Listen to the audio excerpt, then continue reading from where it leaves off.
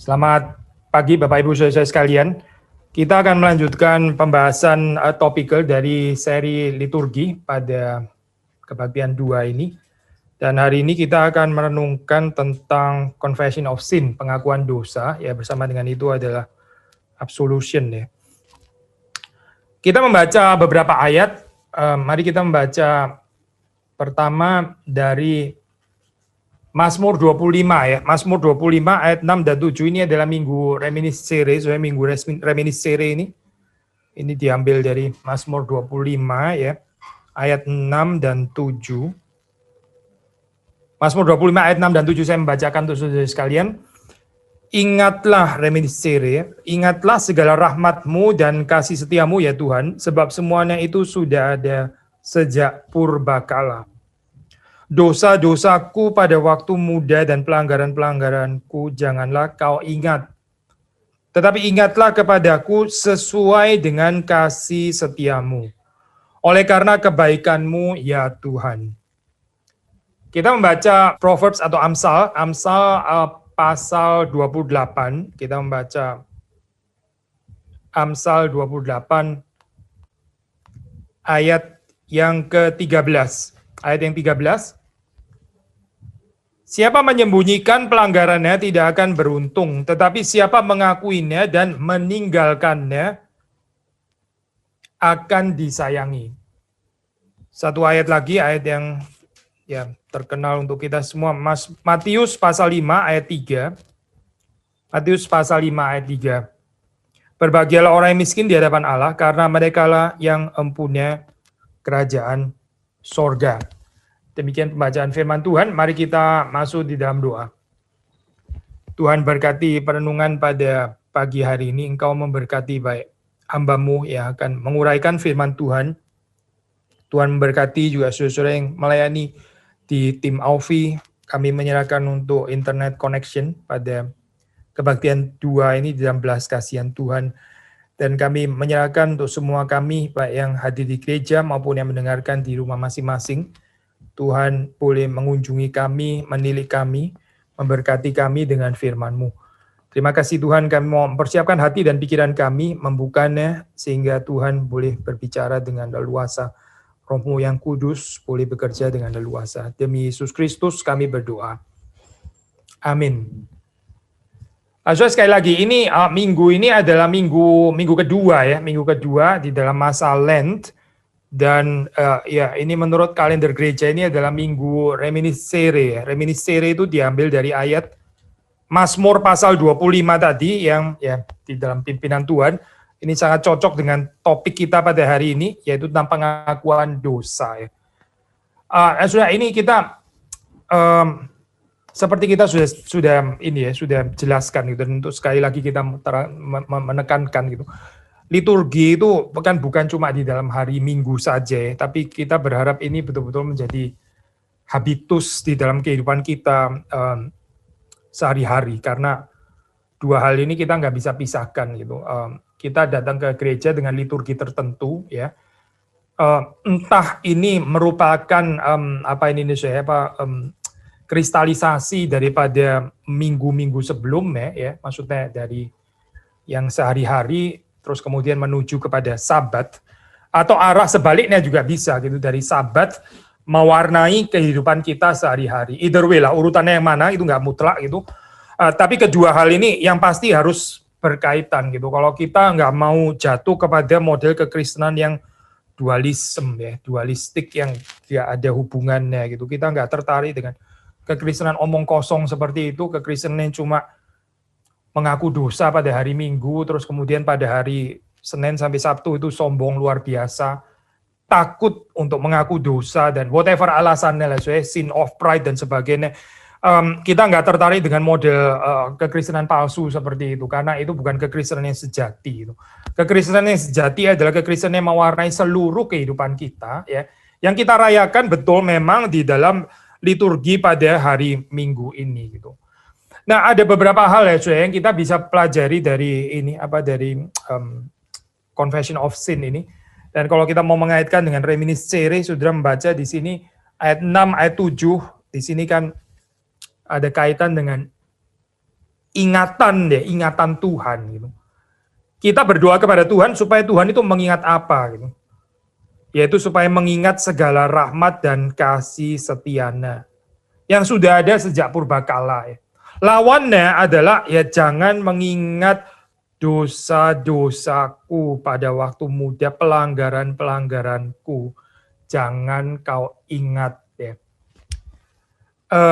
Sudah di dalam kehidupan ini ya, ini kehidupan kita ini bukan tentang apa yang kita ingat, tapi apa yang Tuhan ingat tentang kita gitu. Ini pandangan yang teosentris ya, sekali lagi ya. Bukan tentang apa yang saudara ingat, tapi tentang apa yang Tuhan ingat ya tentang kita gitu. Maka doa ini juga bukan memegahkan apa ingatan kita tentang Tuhan, itu nggak terlalu penting ya, tapi meminta kepada Tuhan supaya Dia mengingat apa di dalam kehidupan kita. Apa yang Tuhan ingat di dalam kehidupan kita, itulah kita di dalam hal ini ya. Dan apa yang sebaiknya Tuhan ingat yang kita doakan di sini ya. Di sini bukan dosa-dosa kita, bukan pelanggaran-pelanggaran kita, tapi apa sih? Perhatikan ya. Rahmat dan kasih setia Tuhan. Pemazmur tidak berdoa, oh Tuhan jangan ingat kesalahan-kesalahanku, jangan ingat kelemahan-kelemahanku, tetapi ingatlah baiknya aku juga. Oh bukan, bukan itu yang dibilang pemazmur. Pemazmur nggak bilang, tolong jangan lihat selalu yang negatif Tuhan. Lihat kekurangan saya. Tolong lihat juga dong, saya adalah orang yang ada kelebihannya juga. Bukan itu yang didoakan pemazmur. Kalau kita berdoa seperti itu ya, kita masih antroposentris, masih berpusat kepada diri sendiri. Dan seringkali apa ini ya, mungkin menasehati orang, sudahlah jangan cuma lihat apa ini, kelemahannya orang lain. Coba lihat kelebihannya juga gitu ya, supaya ada keseimbangan gitu. Jangan cuma lihat kekurangan orang lain, jangan cuma lihat kelemahan, lihat kelebihan, dia juga ada kelebihan. Bagaimana kalau kelemahannya lebih nampak ternyata daripada kelebihannya? Bagaimana kalau ternyata kelemahannya itu indeed memang jauh lebih dominan daripada kelebihannya? Lalu gimana saya? Timbang punya timbang, berarti saya tetap punya alasan dong untuk lihat orang itu negatif. Karena apa? Ya karena memang dia lebih banyak kelemahannya kayaknya seperti daripada kelebihannya. Pemazmur nggak berdoa itu saya. Pemazmur tidak berdoa, Tuhan lihatlah juga kelebihanku gitu. Aku orang yang lumayan, aku yang ke gereja, aku yang ngerti liturgi, aku yang kasih persembahan. Itu bukan dibilang pemazmur, tidak gitu. Pemazmur bilang ingatlah rahmatmu dan kasih setiamu. Jadi ini mendasari perenungan kita tentang confession of sins. Confession of sins itu bukan dibalance dengan kesalehan saya. Confession of sin itu adalah bergantung sepenuhnya kepada rahmat dan kasih setia Tuhan. Dan ini juga harusnya menjadi story kehidupan kita ya. Kenapa kita nggak berpikir negatif tentang orang lain? Ya, karena kita mengingat rahmat dan kasih setia Tuhan kepadanya. Bukan karena kita mengingat kelebihannya. Kalau kita mengingat kelebihannya berarti ada kompetisi di dalam penglihatan kita. Kita melihat kompetisi antara kelemahan versus kelebihan, kelebihan versus kelemahan. Kalau ditimbang-timbang lebih banyak kelebihannya, ya udah kita boleh lebih toleransi. Tapi alangkah celakaannya, kalau ternyata kelemahannya lebih banyak, berarti bagaimana, saya nggak bisa mengampuni dia dong. Karena apa? Kelemahannya lebih banyak, itu nggak bisa dikompensasi ternyata gitu. Ini orang terlalu banyak kelemahannya, nggak ada kelebihannya terlalu sedikit. Tetapi Mazmur 25 ini mengajarkan kepada kita supaya kita mengingat rahmat dan kasih setia Tuhan kepada orang berdosa. Bukan cuma orang lain, tapi juga diri saudara dan saya. Ingatlah kepada rahmat dan kasih setia Tuhan. Ini membuat kita jadi mengerti apa artinya kehidupan di dalam kuasa pengampunan Tuhan. Bukan di dalam kuasa kesetiaan, kesalehan saudara dan saya, tapi di dalam kuasa pengampunan Tuhan. Agustinus mengatakan kalimat yang sederhana ya, dia bilang confession of evil works itu ada the first beginning of good works. Confession of evil works ya, kalau kita mengaku perbuatan kita yang jahat itu, ini adalah sudah satu permulaan dari perbuatan baik ya. Nah ini mengingatkan kita kepada ayat yang tadi kita baca ya. Matius 5 ya, khotbah di bukit itu dimulai dengan ya ini basically confession of evil works, kalau pinjam istilah Agustinus ya. Pengakuan akan keberangkrutan rohani kita di hadapan Tuhan. Bahwa kita ini adalah orang yang poor in spirit. Dan ini dimengerti bukan untuk cuma sekali permulaan saja, terus setelah itu terus kemudian kita mulai merasa rich in spirit, gitu ya. Bukan, saudara nggak mengerti khotbah di bukit kalau seperti itu. Banyak orang Kristen mulai dengan confession of sin, banyak orang Kristen mulai dengan poor in spirit, tapi terus kemudian dia meninggalkan ya pengakuan ini gitu. Akhirnya dia mulai membanggakan pekerjaannya, pelayanannya, ya, achievement-nya dia dan sebagainya, perbuatan baiknya, jasanya dan sebagainya. Jadi seperti seolah-olah khotbah di bukit itu dihayati cuma di dalam beginning waktu dia bertobat itu gitu ya. Oh, saya poor in spirit Tuhan. Setelah itu ayat itu sudah nggak berlaku lagi untuk orang Kristen sepertinya gitu ya. Pasti Tuhan Yesus bukan mengajar dengan maksud seperti itu ya, bukan gitu. Confession of evil works ini terus menerus itu. Meskipun Agustinus pakai istilah the first beginning of good works, tapi begitu kita meninggalkan confession of evil works, di situ kita mulai kehilangan good works. Karena good works itu senantiasa bersama dengan confession of sin, bersama dengan pengakuan dosa. Agustinus sendiri, kita sudah pernah kutip ya ini cerita ini ya, waktu di akhir daripada kehidupannya ya, waktu dia sebelum menghadap Tuhan itu, dia diranjang kematiannya, dia merenungkan Mazmur 51 ya, Mazmur pengakuan dosa. Nah ini menarik Agustinus adalah seorang yang berbuat banyak ya kalau kita mau bicara, dia berbuat banyak untuk Tuhannya. Dia meninggalkan karya yang begitu berharga untuk kekristenan. Kalau saudara mau bicara achievement, kita nggak bisa banding achievement kita dengan achievement Agustinus. Tapi terakhir, di dalam kehidupannya, apa yang dia renungkan? Yang dia renungkan adalah dosa-dosanya dan kasih setia rahmat Tuhan. Itu yang dia renungkan. Mazmur 51 kan bicara itu. Kalau saudara membaca di dalam Mazmur 51, itu kan dibuka dengan kalimat, kasihanilah aku ya Allah, menurut kasih setiamu. Menurut kasih setiamu. Ini yang direnungkan oleh Agustinus terakhir. Jadi kita tahu bagi Agustinus waktu dia mengatakan confession of evil works is the first beginning of good works. Ini bukan dimengerti di dalam pengertian first beginning terus kemudian dan setelah itu membangun, bukan dengan ini lagi. Karena apa ya? Karena saya mulai mahir di dalam good works. Saya nggak perlu lagi confession of evil works, saya nggak perlu lagi confession of sin dan seterusnya dan seterusnya. Itu bukan yang dimengerti oleh Agustinus. Kalau Agustinus mengerti seperti itu, dia di ranjang kematian yang nggak akan merenungkan Mazmur 51, sudah tidak. Gitu. Itu kan just the beginning, sudah dari kapan-kapan dia renungkan. Nggak usah renungkan lagi dong Mazmur 51. Karena itu just merely, cuma beginning of good works, katanya Agustinus. Tapi saudara mengerti, pengertian dia bukan seperti itu. Jadi demikian di dalam kehidupan kita ya, ini kita nggak mungkin hidup ini tanpa confession of sin itu nggak mungkin. Kita sudah bahas di dalam surat Yohanes ya, saya nggak mau mengulangi terlalu detail di dalam hal ini gitu. Tapi satu kalimat saja gitu, barang siapa mengatakan dia tidak berdosa, dia pendusta. Dan dia membuat Allah menjadi pendusta ya. Ajaran perfeksionis itu adalah ajaran para pendusta. Ajaran yang mengajarkan kita nggak perlu lagi pengakuan dosa, itu ajaran para pendusta. Itu bukan ajaran dari Alkitab, Ajaran Alkitab nggak pernah mengajarkan seperti itu. Memang abuse daripada confession of sin itu banyak sekali ya, betul gitu. Bisa di-abuse ya. Setiap minggu mengaku dosa atau bahkan setiap hari katakanlah ya. Lame excuse untuk segera mengulanginya ya. Nggak ada sincere pertobatan sebetulnya, tapi minta selalu diampuni dosanya. Tapi nggak ada perubahan. Karena ya dia mencintai dosanya. Dia nggak betul-betul truly sorry, dia nggak betul-betul mau berubah daripada kelemahannya. Dia terus-menerus mencintai dosanya dan dia terus-menerus datang kepada Tuhan, minta Tuhan selalu ini ya Pak, itu excuse dia gitu. Saudara perhatikan ya, confession of sin itu bukan excuse bukan itu. Ini dua hal yang sama sekali berbeda. Gitu. Truly sorry dan excuse itu dua hal yang lain gitu. Calvin waktu dia menulis tentang pengakuan dosa ya, dia ini sudah bisa baca sendiri lebih detail ya, itu 3.4.11. Saya kutip dalam bahasa Inggris ya. Dia bilang kalimat seperti ini confession of sin not only to pray for pardon. Pengakuan dosa itu bukan hanya berdoa untuk pengampunan ya, untuk supaya Tuhan memberi maaf. Itu termasuk pasti gitu. Tapi bukan hanya itu, tapi saudara perhatikan. But if you consider how great is our complacency, our drowsiness, our sluggishness, you will agree with me that it would be a salutary regulation if the Christian people were to practice humbling themselves through some public rite of confession.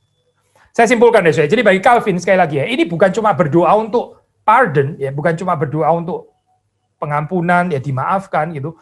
Tapi juga untuk ini ya, saya apa ini untuk menimbulkan apa ini saya kebencian ya kepada dosa gitu. Our complacency ya, kemalasan kita ya, ketidakpedulian kita, kecuekan kita dan sebagainya. Ini supaya kita semakin lama semakin jijik dengan hal tersebut gitu. Pengakuan dosa itu harusnya membawa kita ke sana. Kalau ini tidak ada, saya ya ini apa ya, saya ini excuse gitu, bukan pengakuan dosa. Kita berarti nggak ada pertobatan yang sejati.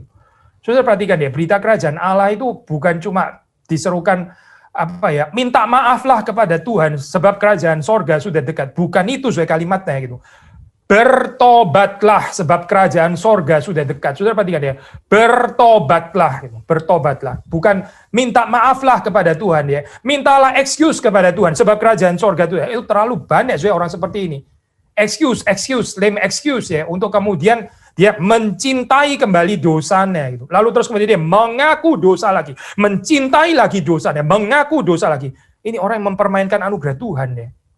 Orang yang mempermainkan anugerah Tuhan itu nggak mengerti anugerah Tuhan.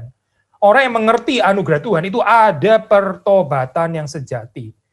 Betul, kita bicara Injil, kita bicara confession of sin, kita nggak pernah bisa beli pengampunan Tuhan. Tapi pengampunan Tuhan itu nggak pernah menjadi barang rongsokan, murahan, ya, rabis, sampah, dan sebagainya. Ini bukan sampah, bukan. Ini bukan barang yang murahan yang saudara bisa permainkan, bukan. Kalau kita sungguh-sungguh mengerti anugerah Tuhan, ya, ini confession of sin, ini disertai dengan pertobatan. Ya. Calvin mengingatkan kepada kita, ya. Perhatikan itu ya, how great our complacency, kemalasan kita, keengganan kita, drowsiness ya, kemabukan kita, sluggishness ya, our laziness ya, ini slothfulness, kemalasan kita ini kalau di dalam tradisi medieval ini one of the 7 deadly sins, ya. Kemalasan, keengganan, ketidakpedulian dan sebagainya. Jadi confession of sin itu sudah adalah sesuatu yang Tuhan pakai di dalam hal ini ya, untuk membentuk kita, juga menguduskan kita. Sekali lagi kita mengatakan abuse, memang bisa di-abuse, tapi itu false story ya, sudah. Kita nggak perlu menghidupi story itu. Dan jangan karena ada kemungkinan false story, lalu terus kemudian kita meminimalisasi pengakuan dosa. Sudah mengerti maksud saya? Pengakuan dosa itu gampang di-abuse. Orang nanti mengaku dosa lagi untuk mempermainkan anugerah Tuhan. Lalu bagaimana? Supaya tidak demikian, nggak usah ada pengakuan dosa. Ngawur banget, sudah. Ngawur sekali. Sudah Alkitab mengatakan yang nggak ada pengakuan dosa itu adalah para pendusta. Mereka ini orang-orang yang nggak jujur di hadapan Tuhan. Gitu. Mereka berdosa, tapi nggak mau ngaku bahwa mereka berdosa. Ya. Nanti kita bahas ya, ini simptom seperti ini apa gitu. Tapi saya mau melanjutkan saya sekali lagi tadi Calvin mengatakan ini ya, ini kita mengaku dosa supaya kita itu makin lama itu makin jijik dengan kelemahan kita ya, makin kita itu diingatkan akan apa ini ya, our complacency, drowsiness, sluggishness itu tadi ya. Sebelum kita ini ya Pak bicara tentang pengakuan dosa ini, sebetulnya yang membuka ini adalah visi tentang kemuliaan Tuhan. Ya. Kalau sudah membaca Yesaya pasal yang ke-6 itu jelas sekali ya. Yesaya itu sadar dia perlu mengaku dosa. Dan dia melihat visi kekudusan Allah. Sudah membaca di dalam ayat yang terkenal itu ya, di dalam pasal yang terkenal. Saya baca ayat 3 ya. Dan mereka berseru seorang kepada seorang, katanya kudus, kudus, kuduslah Tuhan semesta alam. Seluruh bumi penuh kemuliaannya. Kekudusan dan kemuliaan Tuhan ini ya, yang membuat kita sadar bahwa kita adalah orang berdosa. Kalau nggak ada visi kemuliaan Tuhan, nggak ada visi yang benar tentang dosa, kelemahan. Kita cenderung excuse our sin. Kita cenderung menganggap sepi kelemahan kita. Lalu terus kita bilang, siapa di dunia ini yang nggak punya kelemahan? Saya punya kelemahan, itu wajar, karena yang lain juga punya kelemahan. Saya jatuh lagi. Ya nggak apa-apa juga. Ya memang semua manusia juga seperti ini. To be human is to err. Ya ada peribahasa bahasa Latinnya. Bisa diterjemahkan ke dalam berbagai bahasa. Menjadi manusia itu memang error gitu. Kalau nggak error ya bukan manusia, itu dewa namanya begitu ya. Kita excuse dengan hal-hal seperti itu ya. Poinnya kenapa sudah terjadi seperti itu ya? Kita menjadi lunak dengan kelemahan kita sendiri. Mengapa sudah? Karena kita nggak melihat kekudusan Tuhan. Orang yang melihat kekudusan Tuhan, seperti Yesaya, dia mengatakan kalimat, celakalah aku binasa. Sebab aku ini seorang yang najis bibir dan aku tinggal di tengah-tengah bangsa yang najis bibir. Namun mataku telah melihat Sang Raja, yakni Tuhan semesta alam. Saudara, ibadah itu harusnya membawa kita kepada visi kemuliaan Tuhan, visi kekudusan Tuhan. Kita mendoakan hal ini ya, saudara. Karena tanpa hal ini, saudara, confession of sin itu jadi nggak ada artinya. Kita nggak bisa bicara pengakuan dosa yang nggak didahului dengan visi kemuliaan dan kekudusan Tuhan. Gak mungkin Yesaya bilang kalimat celaka aku binasa. Gak mungkin dia bilang kalimat ini kalau dia nggak melihat kekudusan dan kemuliaan Tuhan. Jadi pertanyaannya saudara, bukan apakah di dalam kehidupan kita ini kita berapa sering mengaku dosa. Bukan itu pertanyaannya saudara. Pertanyaannya adalah apakah di dalam kehidupan ini saudara melihat kemuliaan dan kekudusan Tuhan. Apa kita ada visi ini? Apakah kita ada visi kemuliaan Kristus, kekudusan Kristus? Ini kalau nggak ada, saudara, kita nggak bisa bicara tentang pengakuan dosa. Itu cuma ritual kosong. Ritual kosong yang ya bisa macam-macam jadi excuse, jadi kebiasaan-kebiasaan ulang-ulang yang nggak kemana-mana, yang nggak membentuk anyway, yang nggak merubah, yang nggak transforming, ya tetap saja. Kenapa, saudara? Karena nggak ada visi kemuliaan Kristus. Pengakuan dosa ini bukan tentang dosa kita, bukan. Pengakuan dosa ini tentang kemuliaan Kristus. Kalau kita mengerti kemuliaan Kristus, kita mengerti berapa dalam kita sudah jatuh di hadapan Tuhan. Sudah melihat di sini ya, Yesaya itu mengatakan kalimat, dan kalimat ini benar ya, karena ya nggak ada koreksi kok di sini di Yesaya 6 ya. Waktu dia mengatakan, aku ini seorang yang najis bibir, aku tinggal di tengah-tengah bangsa yang najis bibir. Jadi yang najis bibir bukan cuma Yesaya, seluruh bangsa ini najis bibir. Tapi sudah perhatikan ya, yang menyadari najis bibir, Yesaya di sini. Yang lain bukan nggak najis bibir kan ya, najis bibir juga. Tapi najis bibir terus nggak terlalu sadar najis bibir, nggak najis. Mungkin mereka pikir, ya siapa yang nggak najis bibir di Israel? Semua juga najis bibir. Saya najis bibir. Ya kayak yang lain juga toh. Saya juga nggak lebih buruk daripada yang lain. Memang semuanya ngomongnya kasar kayak begini, najis bibir. Saya najis bibir juga. Ya nggak ada persoalan. Malah saya kalau dibandingkan dengan lain, lumayan lah saya kenajisannya gitu. Tapi cuma Yesaya yang mengatakan kalimat celakalah aku binasa. Bedanya di mana, saudara? Bedanya bukan karena dia lebih najis bibir, mungkin tidak. Bedanya adalah karena Yesaya melihat kemuliaan Kristus. Yesaya melihat kemuliaan ilahi. Itu yang membedakan Yesaya dengan yang lain. Maka dia mengaku dosa. Mengatakan pengakuan dosa itu simpel sekali, simpel sekali gitu. Tapi kita masih berdoa di dalam ibadah kita ya. Supaya jemaat ya, saudara dan saya, kita ini melihat kemuliaan Tuhan. Kita mesti mengumpulkan ini ibadah itu ya. Kalau nggak ada God's glorious presence, God's holy presence ya, ibadah kita itu cuma jadi mainan yang nggak ada artinya, cuma jadi permainan kosong yang nggak terlalu ada artinya ya. Kecuali Tuhan hadir dan menyatakan kemuliaan dan kekudusannya. Nah, kalau sudah membaca dalam cerita revival itu menarik ya, cerita revival sudah membaca revival waktu terjadi, orang itu dipenuhi dengan ini perasaan Tuhan hadir di sini, dan Tuhan yang hadir itu adalah Tuhan yang maha kudus, dia maha mulia dan dia maha suci. Itu kalau sudah baca di dalam revival selalu ada, selalu ada. Kita minta kepada Tuhan ya di dalam ibadah kita, di dalam kehidupan kita ya. Kita punya sense of true worship seperti ini ya. Yaitu apa Tuhan yang hadir di dalam kekudusannya. Tuhan yang hadir di dalam kesuciannya, kemuliaannya. Lalu terus kemudian kita berespons ya, kita dibawa kepada perasaan keberdosaan. Kita sudah pernah menyinggung cerita ini ya, Petrus ya, waktu dia ditolong oleh Tuhan, dia nggak bisa menangkap ikan, lalu kemudian dia mendapatkan ikan ya. Setelah itu dia berjumpa dengan Yesus. Apa yang dia katakan? Tuhan, pergilah daripadaku, aku ini orang berdosa. Berarti yang dilihat Petrus itu adalah kesucian, kemuliaan, kekudusan Kristus. Yang dilihat Petrus itu bukan ikan yang, waduh thank you loh ya, ini sudah cukupi saya, kalau nggak bisa nggak makan saya gitu ya. Thank you untuk makanan-makanan ini, ayo Cong cepetan kita barbecue. Itu bukan yang dilihat Petrus ya, bukan gitu. Petrus nggak, terus kemudian dia melupakan Kristus dan kemudian lihat berapa banyaknya ikan yang dia tangkap dan sebagainya. Dia mulai tergiur, mulai jadi rakus dan sebagainya, mulai makan nggak bisa berhenti dan sebagainya. Itu bukan Petrus ya, bukan yang kita baca dalam cerita. Yang kita baca di situ adalah dia tersungkur karena dia melihat kemuliaan Kristus. Waktu saudara ditolong oleh Tuhan, saudara melihat apa? Waktu saudara mendapat pemeliharaan Tuhan, apa yang saudara lihat gitu? Kemuliaan Kristus atau ikan-ikan itu? Mana yang kita lihat gitu? Kalau kita melihat kepada ikan-ikan itu, ya sudah kita membuang pemberi berkat, ya kita nggak ada visi yang benar. Kita nggak ada confession of sin, tapi Petrus mengatakan, ya pergilah daripadaku, aku ini orang berdosa. Ya dia sadar dosanya. Ibadah yang diberkati Tuhan itu adalah ibadah yang kita waktu kita datang, ya kita sadar kita adalah orang berdosa, dan ini bukan secara teoritis ya, ini bukan cuma secara kognitif ya, tapi betul-betul afektif ya, secara afektif ya, kita sense kita orang berdosa. Kenapa bukan cuma sekedar guilty feeling, tapi karena Tuhan hadir di sana.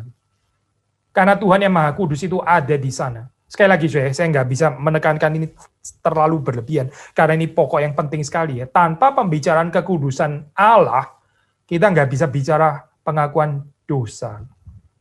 Orang yang nggak tertarik dengan pengakuan dosa, itu jawabannya cuma satu. Dia tidak melihat kemuliaan Kristus. Nggak ada visi kekudusan Allah di dalam kehidupannya. Harap Tuhan berbelas kasihan ya. Karena ini kecelakaan besar. Kalau kita nggak melihat kemuliaan Tuhan, ini kecelakaan besar. Sorga itu apa sih? Sorga, saudara bisa menggambarkan gambaran satu yang sederhana ini.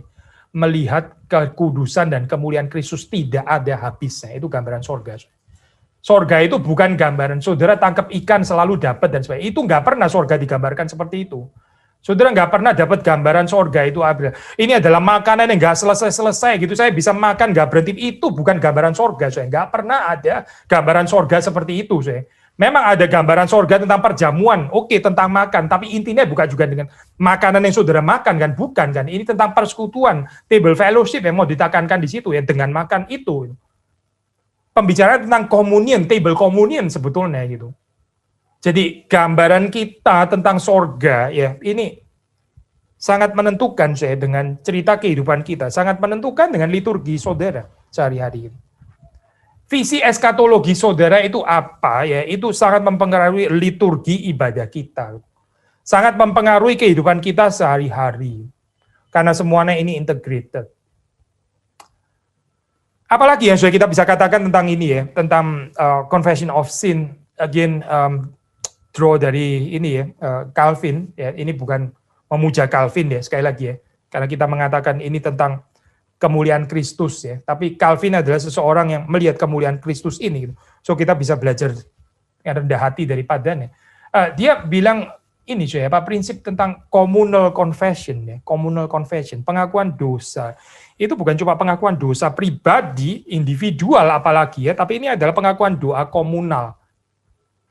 Sebetulnya tanpa Calvin mengatakan apa-apa ya, kita harusnya sudah jelas ya, karena Lord's Prayer yang sudah doakan tadi gitu. Kita kan bicara ya, ampunilah kesalahan kami, seperti kami juga mengampuni orang yang bersalah kepada kami. Kan kami kemudian bilang aku kan. Jadi ini adalah communal confession, seperti waktu kita minta rotu juga komunal gitu. Kita bicara confession of sin juga komunal ya. Tapi apa sih ini waktu kita bicara komunal ya? Ini Calvin, saya kutip sekali lagi dalam section yang sama ya, 3.4.11, 3.4.11, institusi bilang kalimat seperti ini. Nor does it matter if sometimes a few in one congregation be innocent, for when they are members of a feeble and diseased body, they ought not to boast of health. Nay, they cannot but contract some contagion and also bear some part of the guilt. Sekali lagi, nay, they cannot but contract some contagion and also bear some part of the guilt. Apa sih? Saudara waktu mengaku dosa ya, saudara mengaku as the body of Christ. Gitu. Mengaku dosa ya. Ini bukan tentang dosa saya, dosa keluarga saya. Gitu. Kita ini one body, dosa jemaat saya, dosanya kita semua. Gitu. Bukan dosa masing-masing di hadapan Tuhan. Itu bukan pengakuan dosa, so nggak ada aspek komunal seperti ini. Ya. Dan Calvin mengatakan, katakanlah ya, misalnya seandainya gitu ya, saya orang yang innocent, katakanlah ya, sebenarnya nggak mungkin sih kita innocent ya. Tapi katakanlah misalnya saya innocent ya, saya bukan Achan ya, saya bukan yang mencuri itu gitu ya. Sudah tahu kan cerita Achan kan di dalam Perjanjian Lama. Lalu bagaimana? Ya kan kita hidup di tengah-tengah body yang nggak sehat, ada orang berdosa. Lalu bagaimana? Ya tetap kita nggak bisa boast. Oh itu yang berdosa kan dia, saya kan tidak gitu. Itu yang sombong kan dia, saya kan rendah hati orangnya. Ini yang nggak menginjili kan dia, saya kan menginjili orangnya. Dan seterusnya, sudah bisa perpanjang sendiri lah ini. Ya. Tapi Calvin mengingatkan kepada kita ya, ini kita nggak boleh boast ya. Karena the whole body ini ya, ini bukan dalam keadaan sehat. Lalu dia melanjutkan ya, di dalam keadaan seperti ini ya, apa ya mungkin ya, nggak ada contagion, lalu kita nggak berbagian di dalam guilt-nya orang lain. Gitu. Wah, mengajak berpikir seperti ini sih ya. Kita nggak seneng ya. Kenapa sih kita nggak seneng? Karena kita ini lebih senang dengan worldview individualis. Itu kan bukan urusan Owe, itu kan bukan urusan saya ya. Yang berdosa kan dia gitu. Kok keluarga saya dibawa-bawa gitu? Itu kan dia, yang urusannya dia dong. Dia harus bertanggung jawab sendiri dengan Tuhan gitu. Kenapa kok saya jadi kena ikut-ikutan gitu? Saudara nggak baca cerita Achan. Yosua akhirnya kalah perang karena Achan. Kenapa ya seluruh Israel akhirnya kalah gitu?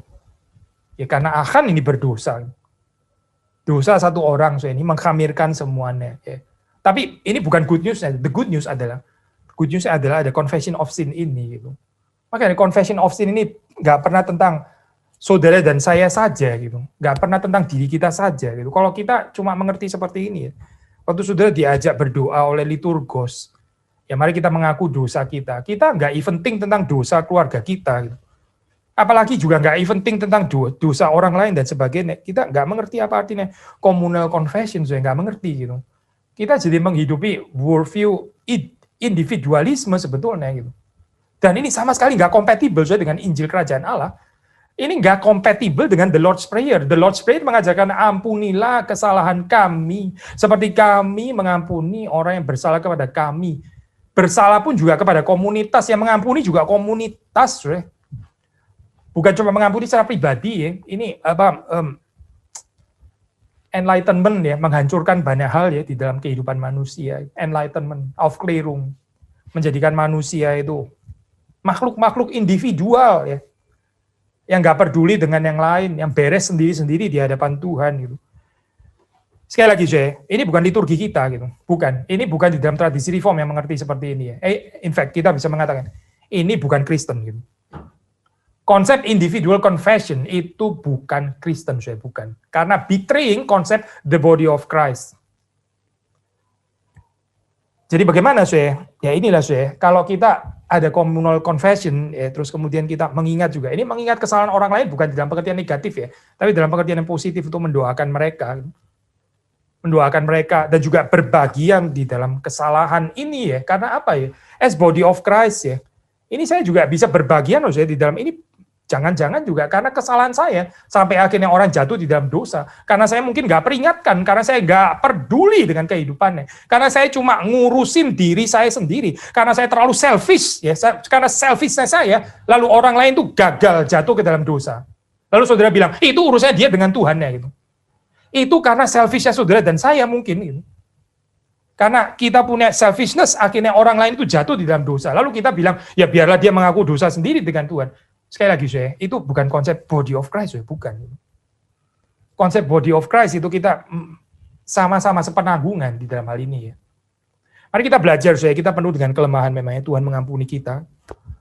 Tapi mari kita belajar. Ini good news ya, saya, good news atau undangan sekali lagi gitu, undangan sekali lagi supaya kita boleh menghidupi satu kehidupan secara komunal ya. Kehidupan komunal.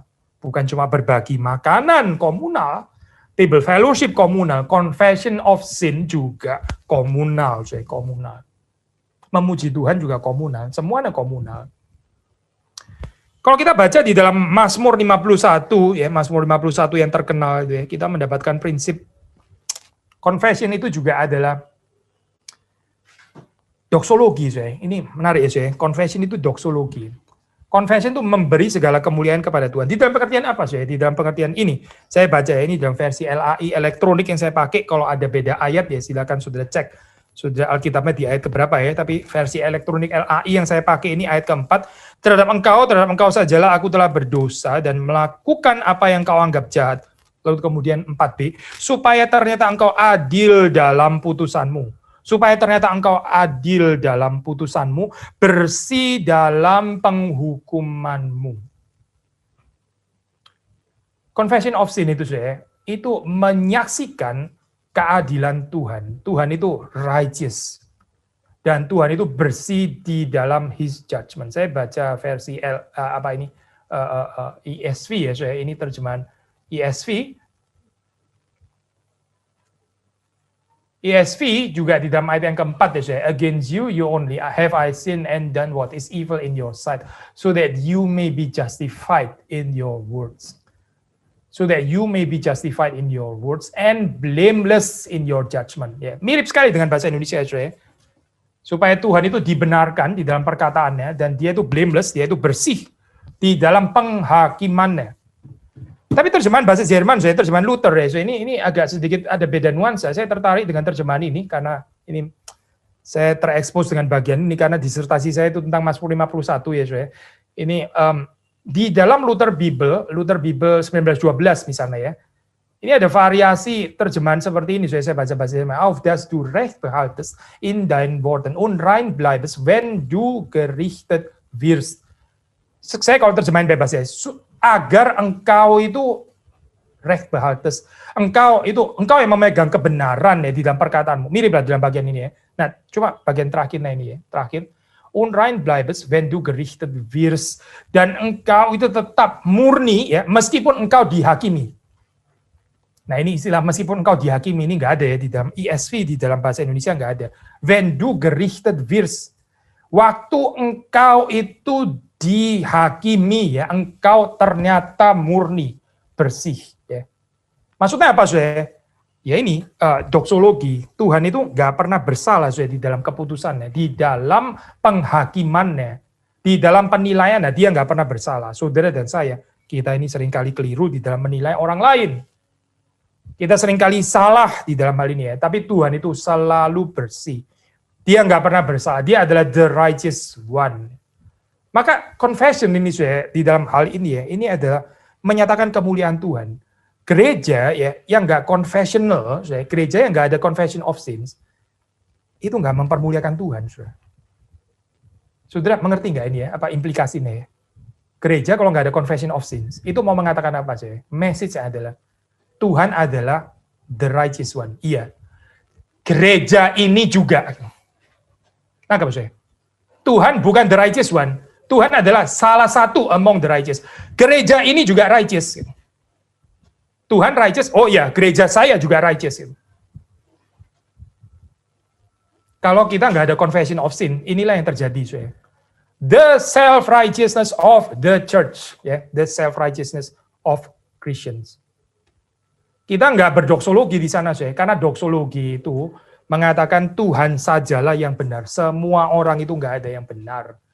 Demikian disaksikan di dalam Mazmur, demikian disaksikan di dalam Roma, saudara baca kan ya. Maka saudara melihat berapa bahayanya gereja yang nggak ada pengakuan dosa. Berapa bahayanya ya, komunitas Kristen yang nggak ada pengakuan dosa. Nggak mungkin ada doksologi di dalam kehidupannya. Karena doksologi itu artinya adalah Tuhan engkau sajalah ya satu-satunya yang benar. Semua manusia itu sudah berdosa. Jadi saya kalau kita melanjutkan ya, ini pengakuan dosa ini penting karena apa saya? Karena ini adalah obat penangkal racun ya. Terhadap racun apa tadi saya sudah anticipate ya. Yang pertama adalah racun self-righteousness. Saudara membaca di dalam Lukas pasal 18, kita sudah pernah mengkhotbahkan ini ya saya. Lukas pasal yang ke-18, cerita yang terkenal itu mulai ayat 9, ya ini perumpamaan tentang orang Farisi, pemungut cukai, ya saya nggak usah baca, saudara sudah tahu cerita itu ya. Tapi yang membedakan apa sih? Ya ini, yang membedakan adalah orang Farisi ini nggak ada pengakuan dosa. Lalu pemungut cukai ini mengaku dosa. Saya baca ayat 13 saja ya. Pemungut cukai itu berdiri jauh-jauh, bahkan ia tidak berani menengadah ke langit, melainkan ia memukul diri dan berkata, "Ya Allah, kasihanilah aku orang berdosa ini. Ya Allah, kasihanilah aku orang berdosa ini." Itu kalimat yang nggak muncul di dalam mulutnya orang Farisi di dalam cerita perumpamaan ini ya. Lalu apa sih yang ada? Self-righteousness. Self-righteousness. Mungkin nggak ada dosa yang lebih ditegur oleh Tuhan Yesus ya. Selain ini ya, self-righteousness dan kemunafikan. Ini satu paket ya, kemunafikan, self-righteousness. Saudara membaca Yesus pernah berjumpa dengan pelacur, bukan pelacuran itu jadi dosa lunak, bukan itu saya message-nya. Tapi Yesus mengampuni ya. Tapi saudara melihat berapa dalam pertempuran dengan dosa self-righteousness di dalam Injil, saudara baca ya. Saudara baca, saudara silakan melakukan comparative study ya. Yesus lebih banyak berperang terhadap dosa apa gitu. Saudara akan ketemu jawabannya nih ya. Hipokrisi dan self-righteousness. Dua ini, ini dosa yang paling mematikan, sin of pride. Sekali lagi ya, ini bukan statement untuk merelativisasi dosa-dosa yang lain, bukan itu loh poin saya. Yang lain juga dosa, tetapi yang paling sering diperangi oleh Yesus Kristus adalah, ya ini, salah satunya adalah self-righteousness. Waktu kita nggak ada confession of sin, kita akan menjadi komunitas yang judgmental. Komunitas yang judgmental. Perhatikan ya, agama yang judgmental itu nggak ada pengakuan dosanya. Kekristenan aliran yang paling judgmental, itu yang paling nggak ada pengakuan dosa. Kita termasuk komunitas seperti ini kah, sudah? Apakah kita komunitas yang seperti ini? Komunitas yang self-righteous, komunitas yang sombong, komunitas yang judgmental, ya. Persoalannya di mana, sudah? Persoalannya tidak ada praktek pengakuan dosa. Kenapa nggak ada praktek pengakuan dosa? Tidak melihat kemuliaan Kristus. Tidak melihat kemuliaan Kristus. Jadi judgmental religion. Coba lihat kehidupannya orang-orang Farisi. Sangat judgmental kan? Kenapa sih? Memang nggak ada pengakuan dosa. Kenapa sih? Karena tidak melihat kemuliaan Kristus. Orang yang melihat kemuliaan Kristus ada confession of sins. Ya ada confession of sins, nggak mungkin jadi judgmental dalam hal ini. Itu nggak kompatibel dengan judgmental. Judgmentalism itu bukan kekristenan, bukan. Itu keagamaan yang lain. Keagamaan yang tidak diajarkan oleh Yesus Kristus. Apalagi ini juga adalah obat penangkal racun ya. Racun apa? Racun ini racun disbelief ya, ketidakpercayaan akan kasih Allah yang cukup. Disbelief in God's sufficient love. Maksudnya kita nggak percaya bahwa Tuhan itu betul-betul menerima kita gitu. Alias mentalitas Buddha. Buddha itu apa Buddha itu membeli cinta. Buddha itu berusaha untuk membeli penerimaan. Membeli perkenanan Tuhan ya. Tapi ini bukan Injil, bukan. Injil itu bicara kita memang nggak layak. Tetapi Tuhan menerima kita apa adanya. Kita mesti rendah hati di situ. Nah ini mengeluarkan kita ya daripada dosa ketidakpercayaan. Seolah-olah kita harus do good terlebih dahulu ya. Seolah kita harus perform terlebih dahulu, seolah kita harus achieve something yang great terlebih dahulu, baru setelah itu kita boleh mendapatkan penerimaan. Tapi ini adalah musuh Injil, statement ini musuh Injil. Justru precisely confession of sin itu ini adalah Injil. Mengapa Karena meskipun saya berdosa, saya datang kepada Tuhan dan saya boleh percaya bahwa Tuhan itu menerima saya orang yang berdosa ini. Saudara nggak harus jadi orang yang do great things gitu ya. Baru terus kemudian saudara diterima oleh Tuhan. Itu kan bukan Injil ya. Bukan Injil. Tapi berapa banyak orang di dunia ini hidup dengan mentalitas Buddha gitu. Dia nggak tertarik dengan liturgi confession of sin. Buktinya dalam kehidupan sehari-hari. Juga begitu nggak percaya kasih. Dia nggak percaya cinta gitu. Dia takut, dia menyembunyikan kesalahannya. Tadi kita bacakan di dalam Proverbs itu. Orang yang menyembunyikan kesalahannya. Seperti apa, Kita baca lagi ya, ini Proverbs ini tadi. Proverbs 28 ayat 13 ini agak jarang sudah kita baca ya, tapi kita baca sekali lagi. Amsal 28 ayat yang ke-13. Siapa menyembunyikan pelanggarannya tidak akan beruntung. Bahasa Indonesia pakai ini ya, variasi. He that covered his sin shall not prosper, but whoso confess and forsakes them shall have mercy. He that covers his sin shall not prosper, bahasa Inggris saya. Shall not prosper. Dia tidak akan beruntung, ya. Dia nggak akan berhasil di dalam kehidupannya. Tapi kita hidup di dalam dunia, yang nggak percaya confession of sin. Kita hidup di dalam dunia, berbahagialah orang-orang yang tidak jujur dengan kelemahannya. Karena mereka lah yang mempunyai kerajaan dunia. Gitu kan, message-nya. Berbahagialah orang-orang yang jaim. Berbahagialah orang-orang yang tampil kuat, ya, karena mereka lah yang punya kerajaan dunia. Itu khotbahnya kan di dalam dunia. Jadi kita nggak suka, kita nggak suka pembicaraan kelemahan. Kalau bisa kita tutupi setutup-tutupnya, serapet-rapetnya, tertutupnya. Tapi terus kemudian minggu kita datang ke hadapan Tuhan, kita ada confession of sin, how disintegrated kehidupan seperti ini ya. How schizophrenic coba kehidupan seperti ini. Nggak ada compatibility-nya gitu. Tapi kalau kita sungguh-sungguh percaya ini liturgi ini bukan cuma sekedar liturgi. Maka bagaimana kita di dalam kehidupan sehari-hari ya. Kita di dalam hidup di dalam kuasa pengampunan ya. Kenapa sih kita ini takut ya dengan menyatakan kesalahan kita? Kenapa kita seringkali bikin excuse ya dengan kesalahan kita gitu. Kalau bisa orang nggak tahu, kalau bisa bukan saya yang salah, kalau bisa lebih baik saya nyalain orang lain lebih baik lagi begitu ya, supaya saya bersih gitu, bukan saya yang salah, tapi orang lain ini sebetulnya itu. Kenapa Kenapa seperti itu? Karena kita nggak percaya ada yang namanya kasih setia. Karena kita nggak percaya ada yang namanya love, itu nggak ada. Nggak ada yang namanya love. Yang ada itu judgment, terus judgment di dalam kehidupan. Nggak ada yang namanya love gitu. Maka sudah melihat di sini ya.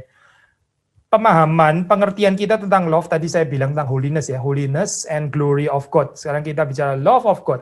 Ini mendahului pengakuan dosa. Mendahului pengakuan dosa. Kita baca ini ya, Mazmur 51 sekali lagi ya. Mazmur 51 yang terkenal itu.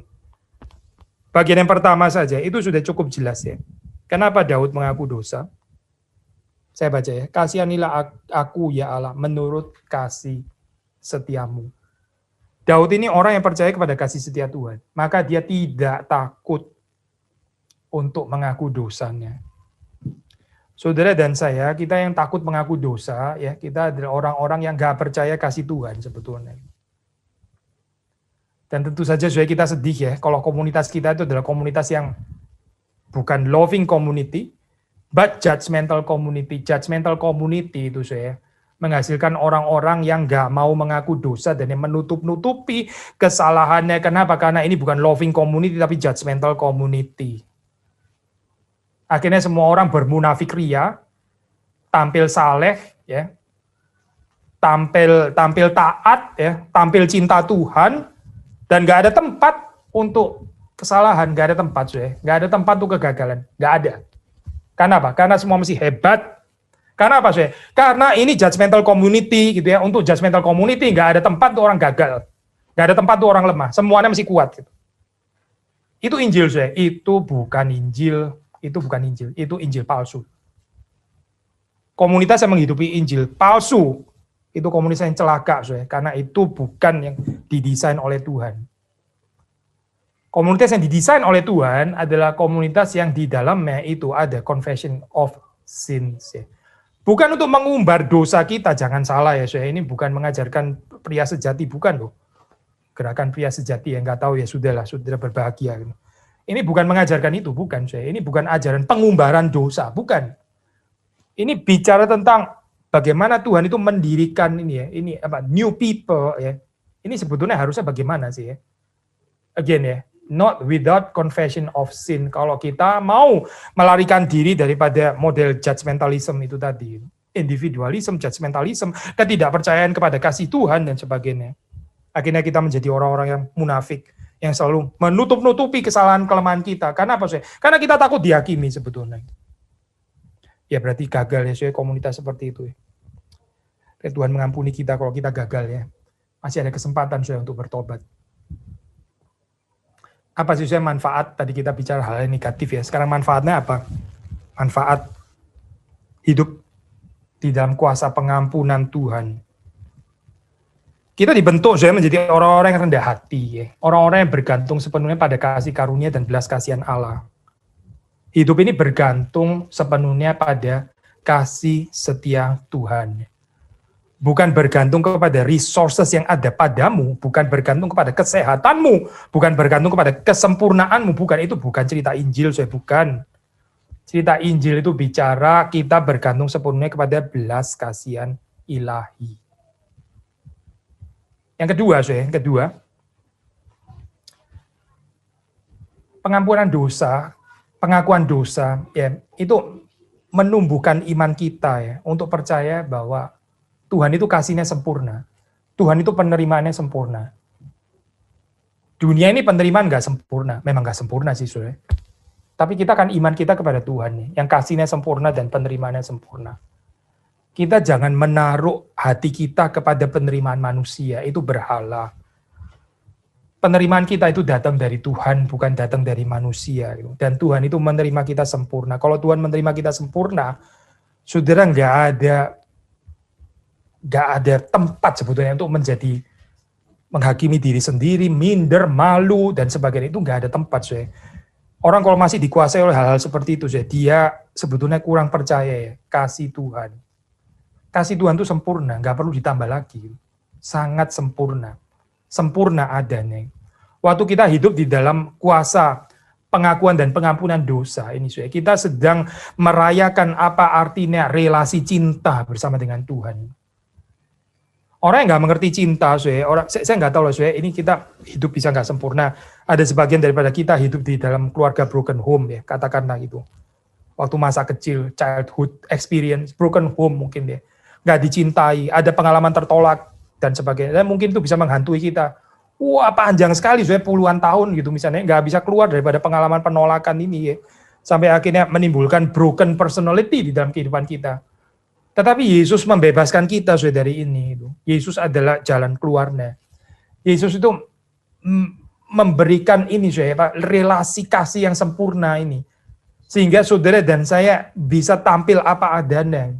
Justru karena Yesus mencintai kita apa adanya. Despite keadaan kita seperti apa, dia mencintai kita dan dia mengubah kita.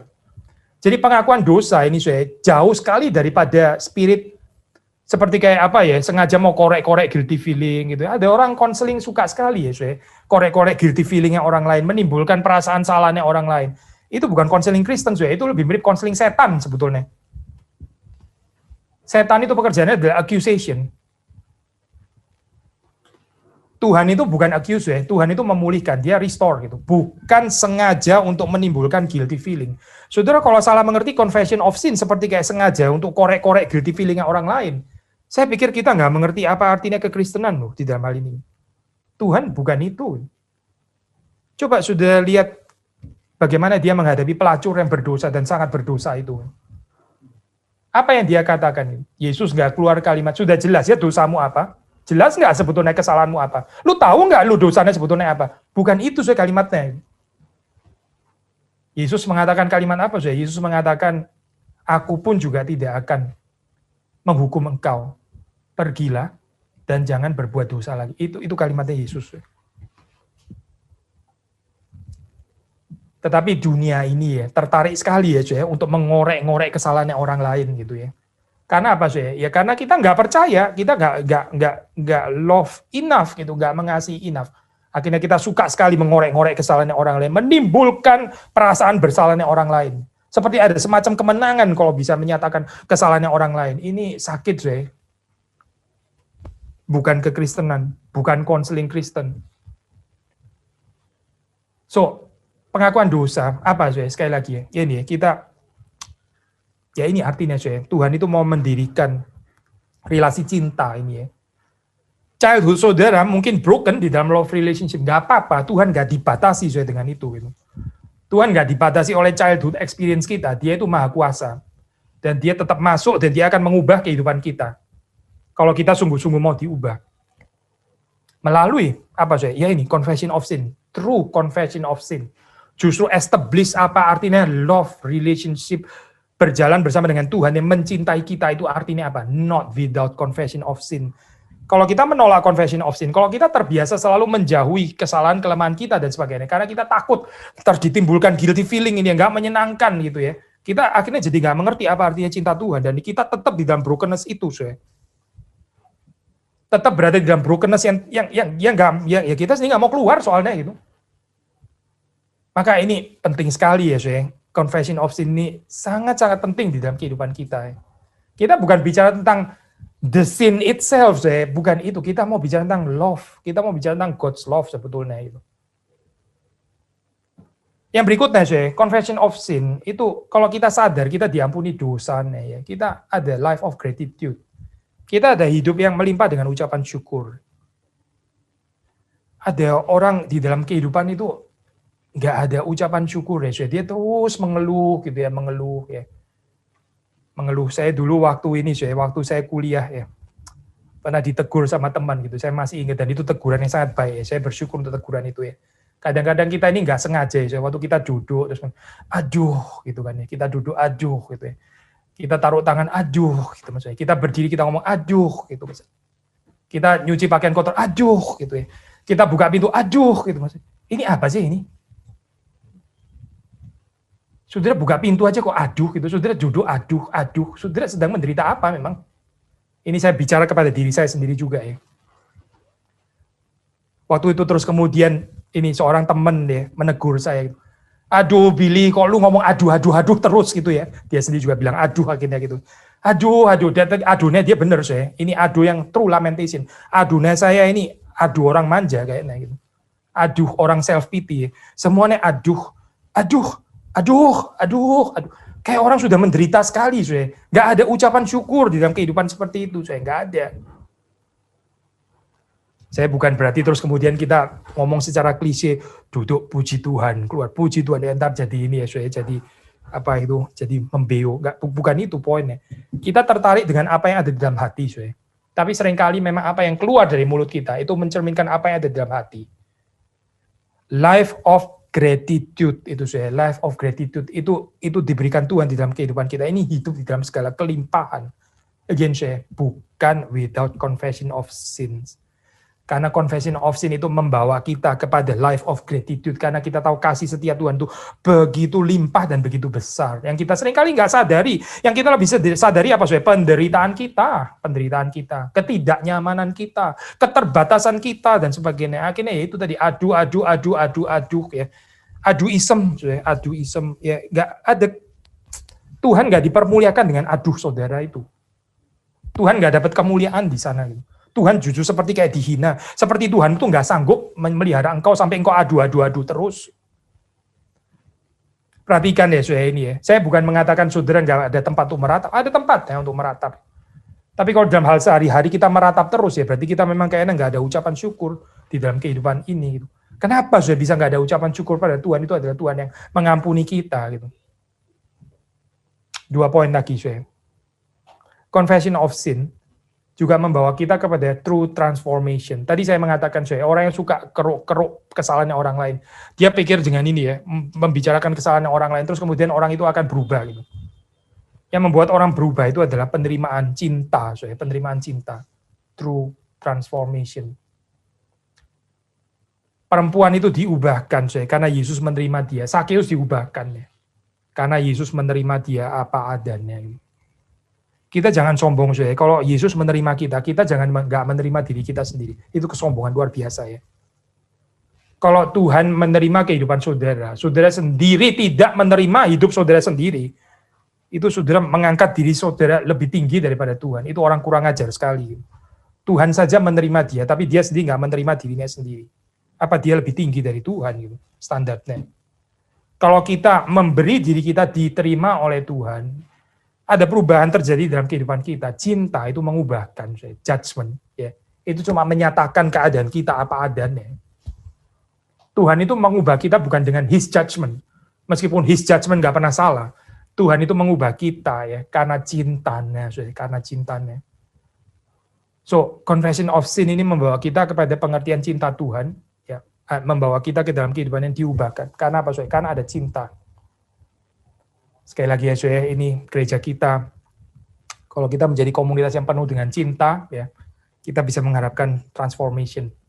Terakhir, confession of sins itu menolong kita untuk bisa lebih merciful, ya, compassionate terhadap our weak brothers and sisters. Kita punya saudara-saudara seiman yang lemah, saudara, yang ya katakanlah masih kanak-kanak, ya.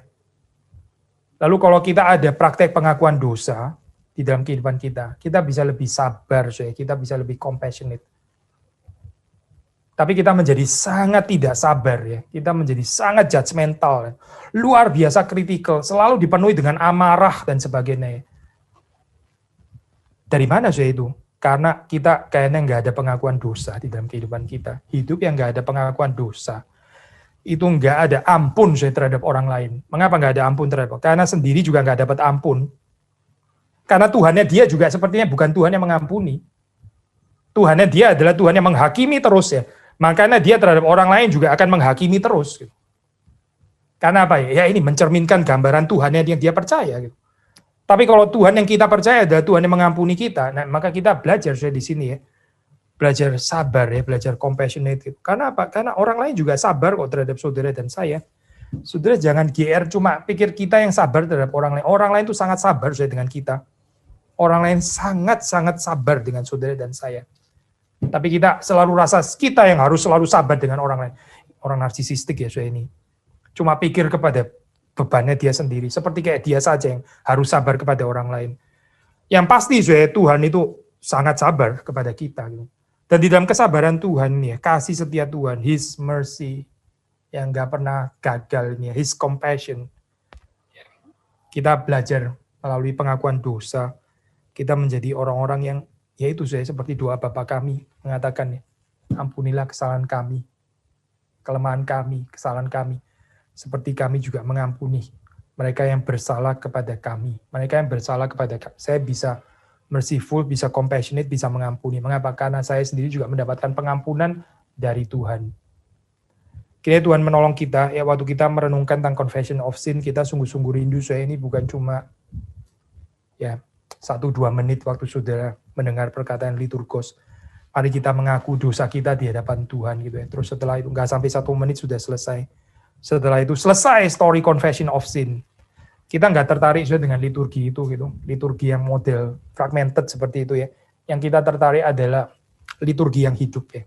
Liturgi yang seluruh kehidupan kita. Ini liturginya seperti ini. Di dalam kehidupan saudara sehari-hari, ya, kehidupan saudara dan saya, kita juga ada liturgi pengakuan dosa dengan semua implikasinya. Kiranya Tuhan memberkati kita semua. Mari kita masuk di dalam doa.